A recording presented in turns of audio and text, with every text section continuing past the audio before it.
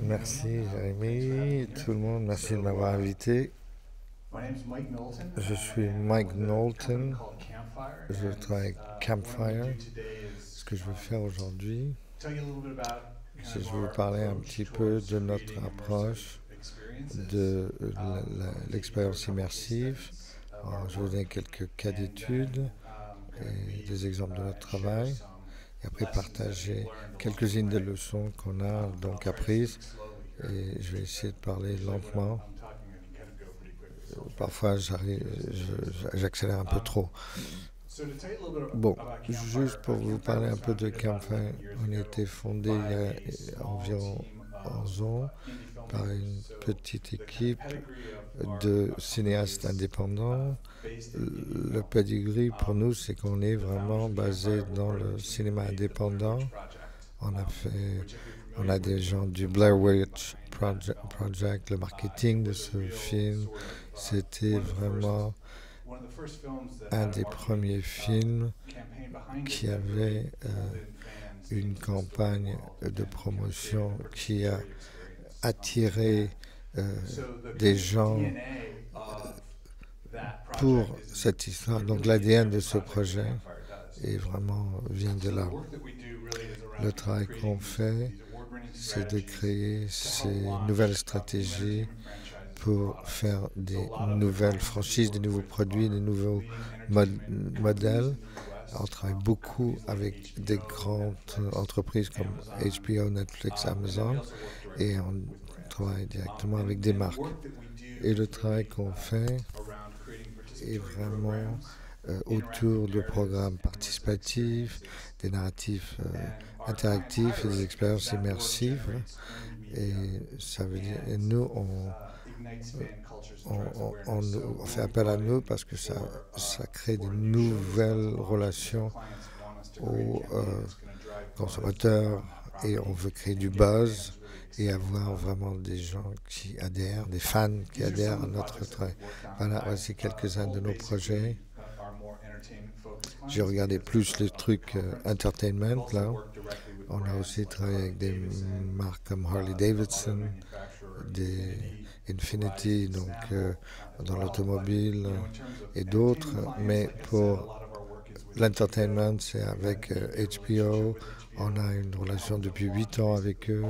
On a lancé avec eux tout ce qu'on appelle les tentpoles, True Blood par exemple, et puis Drones et Westworld.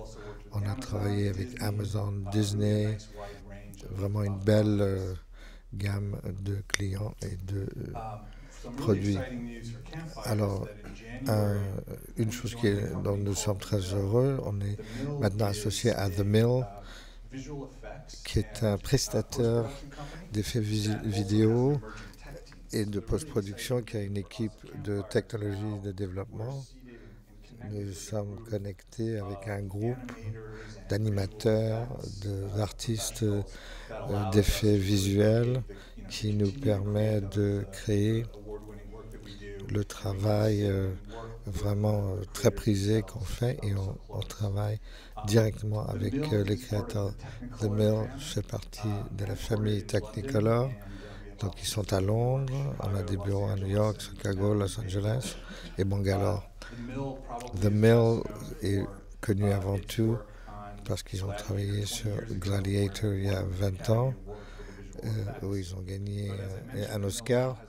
Mais The Mill aujourd'hui a une équipe de technologie innovante et donc au-delà de tout ce qui est colorimétrie, effets visuels, avec eux en technologie on travaille sur l'AR, le VR, l'expérientiel et les jeux vidéo. Si vous avez vu les effets de Facebook de AR pour Ready Player One, Game of Thrones, Jurassic World, tout ce travail est sorti de The Mill. La semaine dernière, on a aussi annoncé avec The Mill que nous sommes partenaires de Magic Leap pour leur accès aux développeurs. C'est un partenariat extrêmement prometteur parce qu'on va regarder de tout ce qui est possible dans l'expérience spatiale.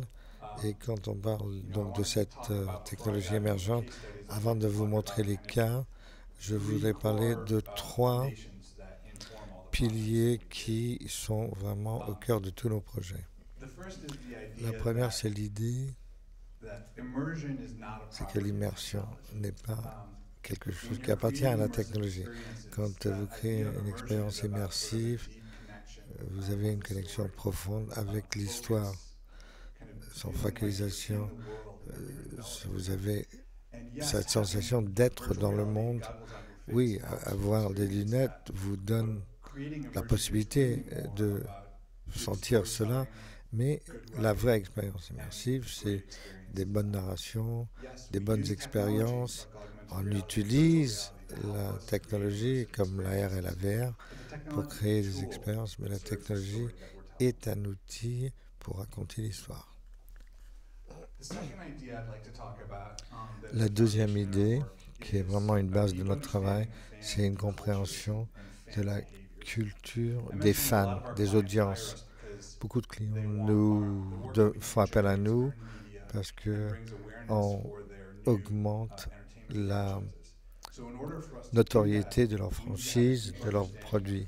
Donc il faut avoir une bonne compréhension de comment se comportent les audiences. Donc on a une rubrique Skimmers, Dippers and Divers. Donc les écrémeurs, les gens qui vont plus en profondeur et ceux qui plongent. C'est un modèle pour la manière dont les personnes font de l'interaction avec des produits. Vous avez les plongeurs en bas. Les plongeurs sont les super fans qui vont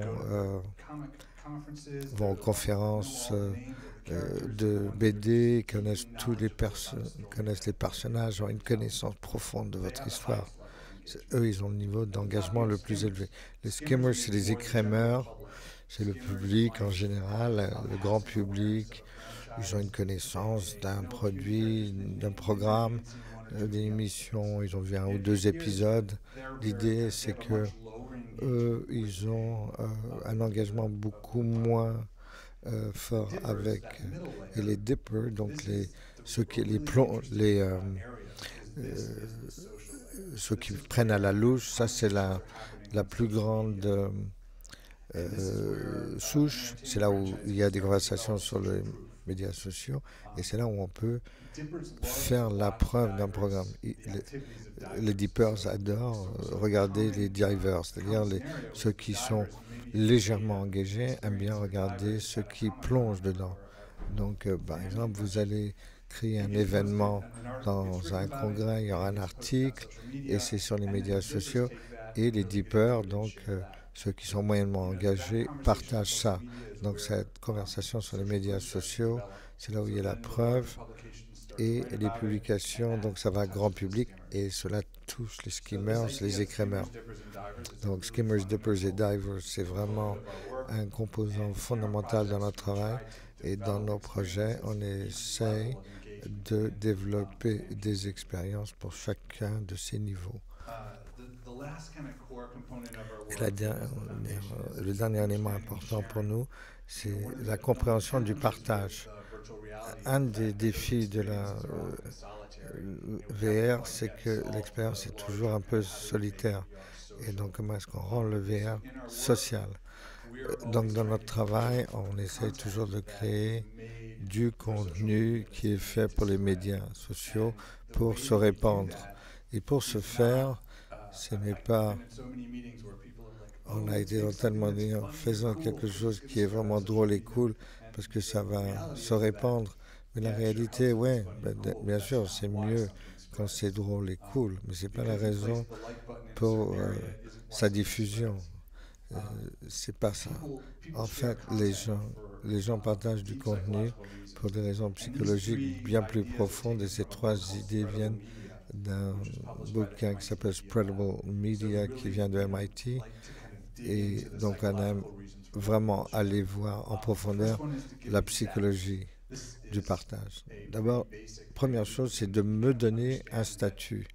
C'est basique. Si je suis vraiment, j'adore les baskets de haut niveau et j'ai invitation à un magasin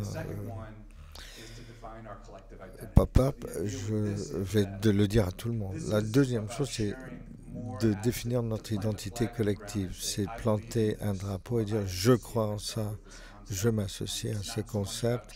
C'est pas tellement de changer la vie des autres, mais d'emmener des gens vers votre communauté. On voit ça beaucoup dans le climat politique actuel en Amérique. Mais le deuxième, c'est vachement intéressant parce que c'est vraiment sur la définition d'une identité collective et d'afficher le drapeau. Et le troisième élément, c'est cette notion de renforcer nos liens, une connexion 1 à 1, c'est fait par SMS, Messenger ou par email. Et c'est là où je trouve du contenu. Je sais que tu adores tel ou tel programme ou tel groupe et je vais t'envoyer un truc. Donc ce sont les trois idées qui font que l'immersion n'appartient pas à la technologie, comprendre les communautés des fans et regarder les idées, les notions psychologiques de nos motivations. Donc je vais vous donner deux case studies, deux études de cas. Ce sont des projets assez récents. J'ai mentionné qu'on travaille beaucoup avec HBO. On travaille avec eux depuis 8 ans et c'est une très belle relation. Typiquement, la manière dont on travaille avec HBO, c'est qu'ils viennent nous voir avant qu'une émission commence, un an et demi avant, et ils vont donc nous engager dans la stratégie d'audience. Et c'est là où on va travailler avec HBO pour les aider à définir pas juste un public, une audience cible, mais tous les publics associés pour créer des ponts. Et en bâtissant ces ponts, on peut élargir ce public et créer le buzz.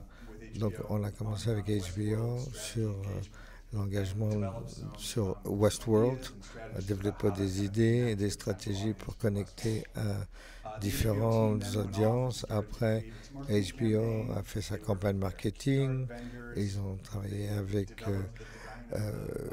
leur merchandising, toutes les notions de pub hors foyer, et leur équipe à Seattle technique voulait aussi travailler sur leur première œuvre interactive. Ils ont dit que Westworld était un bon contexte pour ça. Donc à Seattle, l'équipe a développé une expérience de réalité de VR avec pour le vibe de Westworld.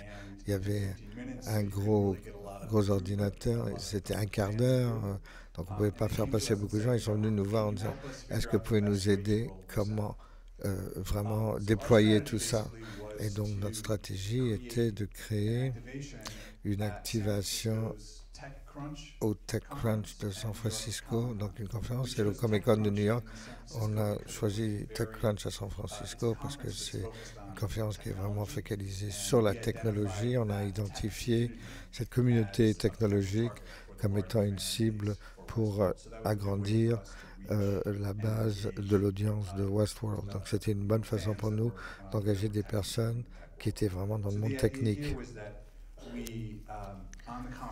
Donc pendant la conférence, les fans venaient nous voir, il y avait une interaction avec notre présentateur, on a créé un dialogue en interaction avec les fans pour qu'ils parlaient vraiment à des animateurs de la série, et il y avait un rendez-vous et 500 mètres de là, ils allaient voir dans une galerie que l'entreprise Delos, c'est l'entreprise qui gère Westworld. Dans le programme Westworld, quand vous allez à la galerie, vous alliez au bureau de Westworld parce que vous entrez dans Westworld. Donc je vais faire passer une vidéo qui vous donne un peu cette expérience. Have you ever questioned the nature of your reality?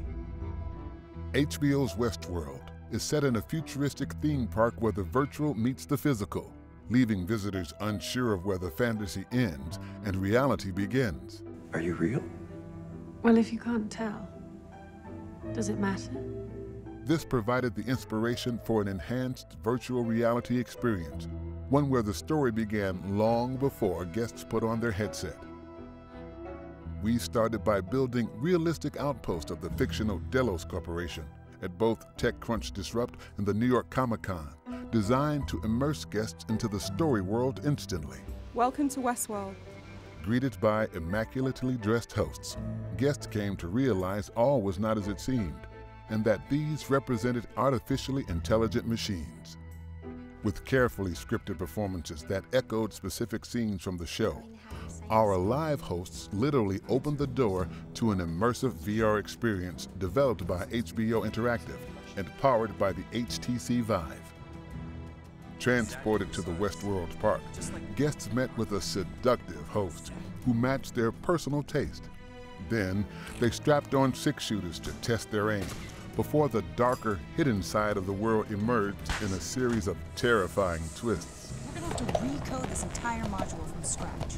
By blurring the line between the physical and the virtual, the Westworld experience seamlessly transported fans to the show's story world, evolving what a destination VR experience can deliver.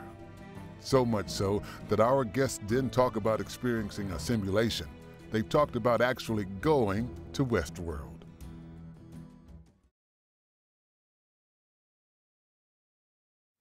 That's a really, the fact that fans. C'est vraiment le fait que les fans disent je vais à Westworld, ou j'ai été à Westworld.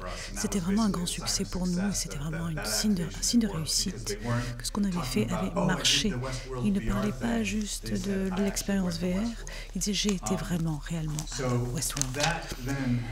Ensuite, ça a continué avec la réitération de l'expérience Westworld. Je n'ai pas de vidéo, mais je vais vous montrer quelques photos. Et chez Campfire, nous sommes souvent dans la situation où on travaille plus directement avec les écrivains des shows, les personnes qui écrivent les shows. Et c'est vraiment le but pour les marketeurs de faire de la publicité qui n'est pas que de la publicité, mais qui est vraiment proche de la réalité. Ça, c'est un exemple qui montre que ce qu'on a fait pour la saison 1, ils étaient vraiment excités. Je dirais de l'aspect non VR justement, c'est-à-dire que les spectateurs pouvaient interagir avec les autres. Et ça nous a donc conduit à faire une deuxième expérience pour vraiment amener les fans à être toujours excités par Westworld et à attendre avec impatience la deuxième saison. Donc on a fait une expérience de 20 minutes immersive basée sur ce qu'on a appris avec le premier projet que vous venez de voir. Nous avons pris 6 personnes au même moment à San Diego, au Comic-Con, pour une expérience de 20 minutes. 6 personnes, toutes les demi-heures. Pour une expérience Comic-Con, ça ne paraît pas beaucoup, mais qu'en fait, quand vous allez à ces conférences, il y a toujours beaucoup de monde, il fait chaud, et vous n'avez jamais une expérience très longue. C'est vraiment une expérience très superficielle, j'ai envie de dire. Donc, ces activations à Comic-Con, c'est juste en fait pour faire rentrer du monde. Donc en fait, on veut créer une expérience qui est vraiment différente de ce que la plupart des gens avaient l'habitude de voir. Donc ça, c'est une expérience de 30 minutes qui est à un demi-kilomètre du Convention Center où ça se passait. Ils arrivaient sur place, ils étaient accueillis, encore une fois, par ces hôtesses, ces hôtes, qui avaient un texte qui a été méticuleusement préparé. Et mais il y avait toujours une partie d'improvisation qui était libre à eux. Les fans étaient accueillis dans une salle d'attente. Il y avait des costumes du show.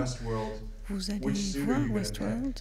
Quel costume allez-vous choisir? Quelle veste? Quelle arme? Donc c'était vraiment une expérience totale pour les fans. Donc on les a amenés dans ce qu'on appelait l'analytique concierge. Vous avez une conversation privée avec un profileur. ce que j'appelle donc un profileur, c'est un acteur spécialisé dans les expériences immersives qui vous posait des questions et qui était très provocateur dans leurs questions d'ailleurs. Ils demandaient, posaient des questions et se basaient sur les réponses qu'ils recevaient. Ils étaient capables d'évaluer leur personnalité. C'était assez étrange, mais les gens adoraient ça. À la fin de cet entretien, de cet interrogatoire, on leur donnait soit un chapeau noir, soit un chapeau blanc, selon l'évaluation de leur personnalité. Ce n'étaient pas des chapeaux bon marché, c'était vraiment des beaux chapeaux de qualité à la Westworld. Donc vous pouvez voir des gens qui se baladaient avec ce chapeau sur la tête. Après l'expérience individuelle, on les amenait dans un studio qui répliquait vraiment le saloon. Et donc il y avait cette personne qui mixait des cocktails. Il y avait 3 cocktails qui venaient de l'univers de Westworld. Il y avait un saloon, il y avait des filles de saloon, qui est un peu comme le personnage de Tandy Newton. Il y avait le joueur de piano, le pianiste au fond de la salle, qui jouait des airs de Radiohead. Les fans ont vraiment adoré et c'est devenu un des endroits les plus prisés du Comic-Con à cause de cette vraiment expérience profonde, individuelle. Donc ça, c'est un autre cas d'étude. C'est un projet qu'on a fait pour Amazon, pour leur série The Man in the High Castle, qui est basée sur un roman qui présente une histoire alternative aux États-Unis où les pouvoirs de l'Axe ont gagné la Seconde Guerre mondiale. Donc en fait, il y a le Japon qui règne sur la partie est des États-Unis. Donc The Man in the High Castle était vraiment la série la plus populaire d'Amazon, mais la saison 1 a eu quelques problèmes. Et il y avait vraiment c'est très compliqué en fait avec toute cette imagerie des nazis, etc. C'était assez difficile à réaliser. Le show se passe en 1962, donc ça ne se passe pas réellement à la période de la Seconde Guerre mondiale, donc, alors que tout le monde attendait à voir un film sur la Seconde Guerre mondiale, pas situé à l'heure de la guerre mondiale. Donc ça, c'est vraiment ce qu'on essayait de travailler. Et le défi pour nous, c'était d'exciter les gens pour la saison 2 et de faire un programme qui pouvait passer de la saison 2 à la saison 3. Calling America. Are you out there? Alone? Waiting for someone to come along and illuminate your way? Trust me, you are not the only ones. The Amazon original series The Man in the High Castle is set in an alternate 1962, one where the Axis powers won the war. To draw and engage new audiences to the show, we created Resistance Radio, a pirate radio network broadcasting subversive music and messages of rebellion from an America where dissent is a death sentence. Resistance Radio features 3 scripted shows, each with its own DJ host, providing a dramatic glimpse of life in the greater Nazi Reich and Japanese Pacific states. For our music, we partnered with Danger Mouse, Sam Cohen, and a roster of top artists to record a playlist of 18 new songs. At launch, we smuggled 7-inch propaganda singles to influential conspirators. Holy crap, this is so freaking cool! Unveiled an installation and concert at South by Southwest. And streamed one of the first Facebook Live audio initiatives. The reality is we handed our country to a Nazi madman, and threw practically everything good we ever stood for out the window. The show immediately grabbed the headlines, engaging our target in a wide-ranging debate about the meaning of freedom and authoritarianism in today's America. And the response to Resistance Radio was overwhelmingly positive, culminating in the release of a companion soundtrack album and the pirate radio concept being written into the show itself. What kind of music is this? It's pirate radio from the neutral zone. A little reminder of what we're fighting for. Unlike any music I've ever heard.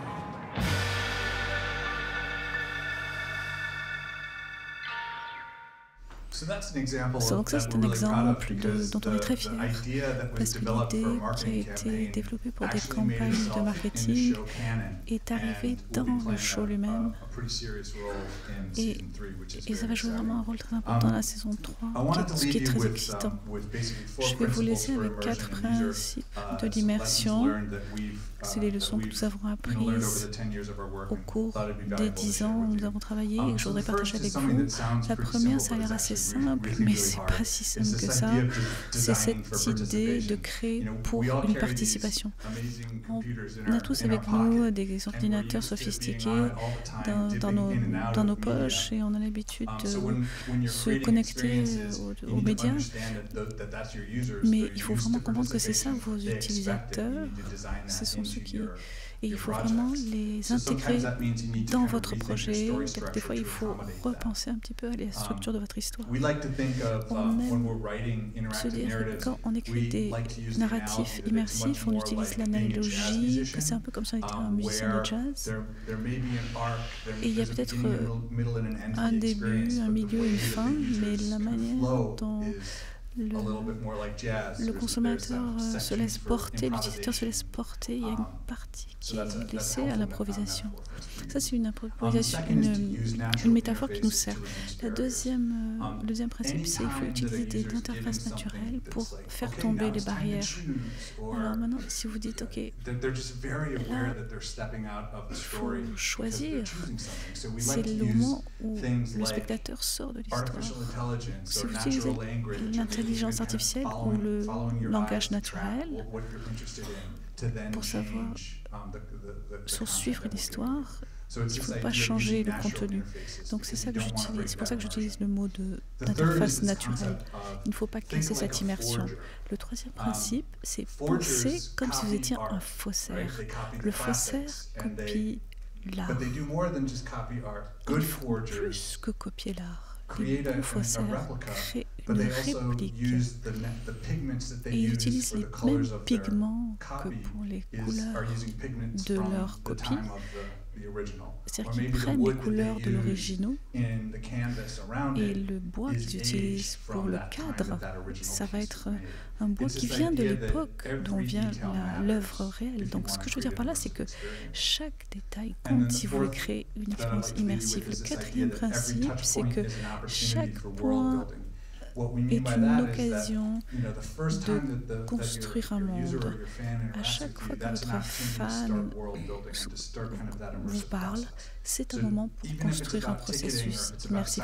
Même si c'est juste s'inscrire pour une expérience, acheter un ticket, utilisez-le pour renforcer votre expérience. Je vous remercie et j'espère que ça vous a intéressé. Merci. Est-ce que vous avez des questions? In the back.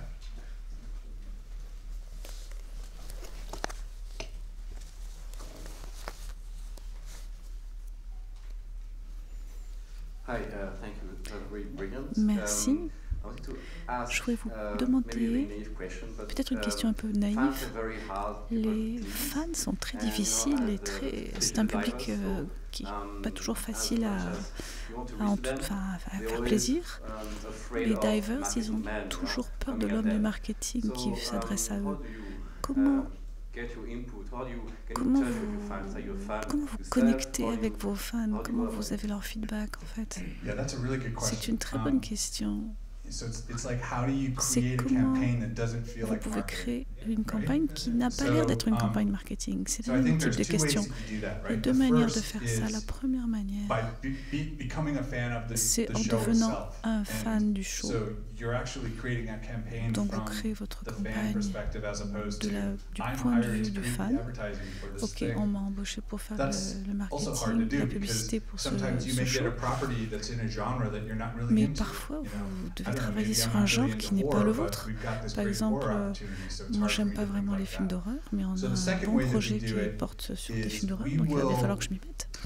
La deuxième chose, c'est qu'il faut regarder, étudier les endroits où les fans se retrouvent. On imprime et on coupe les commentaires et on met les commentaires,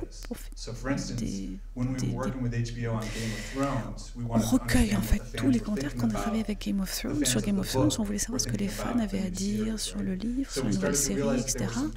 Et on a remarqué qu'il y avait des choses qui revenaient. Et on s'est dit, est-ce qu'ils vont montrer le dragon? Il y avait vraiment des thèmes qui revenaient, qui revenaient, et ce qui nous ont permis de comprendre ce que les vrais fans pensaient. Donc ça fait partie des choses qui peuvent nous aider dans nos campagnes. D'autres questions?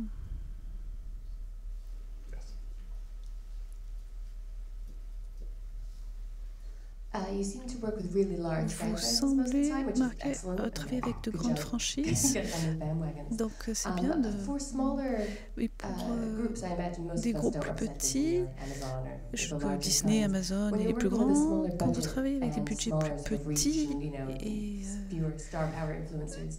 et des gens qui ont moins d'influence, on va dire, quel type d'expérience vous avez pour des plus petits budgets? C'est intéressant parce que la plupart des gens qui sont chez Campfire viennent du cinéma indépendant. Moi, j'avais par exemple un studio qui s'appelait Mermar pendant 5 ans. Donc, on ne travaillait pas avec les HBO, on travaillait avec des plus petits. Donc, on vient de ce parcours-là. Donc, évidemment, il faut comprendre qu'on va avoir plusieurs niveaux d'expérience avec les Skimmers, Deepers, Divers, qu'est-ce que ce soit Disney ou que ce soit un créateur de films indépendants. Ce que j'ai appris avant mon travail chez Campfire, c'est que quand je déploie un projet, quand je travaille sur un projet, je ne pense pas qu'à faire du marketing pour mon show et pour mes idées. Un exemple, un projet sur lequel j'ai travaillé qui était un film qui était intégré dans l'API de Facebook. Quand je l'ai fait, j'ai voulu vraiment le promouvoir parce que je voulais que tout le monde le voit. Mais je l'ai appelé, je lui ai donné un nom qui était différent de celui du projet. Comme ça, la presse pouvait parler de ce film. On dit, c'est un film social. C'est la manière dont la publicité va évoluer sur Facebook. Ça s'est pas passé comme ça, mais d'un point de vue PR, ils ont pu comprendre que ce n'était pas juste une promotion de mon projet, moi, en fait. Est-ce que si on peut penser comme ça, ça peut aider? Question dans le fond de la salle.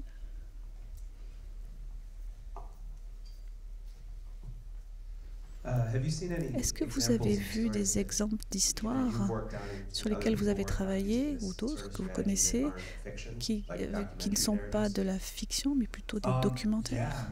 Oui, tout à fait. Beaucoup des documentaires interactifs, par exemple le travail que fait Ubiol, ils ont des super projets. Le travail aussi qui est montré à Tribeca, il s'appelait Tribeca Interactive, maintenant il s'appelle Tribeca Interactive. Il y a beaucoup de financement pour les films qui ne sont pas de la fiction. Par exemple, Bear 71, c'est un travail qui n'est pas de la fiction. D'autres questions? Non? Ok. Merci à vous.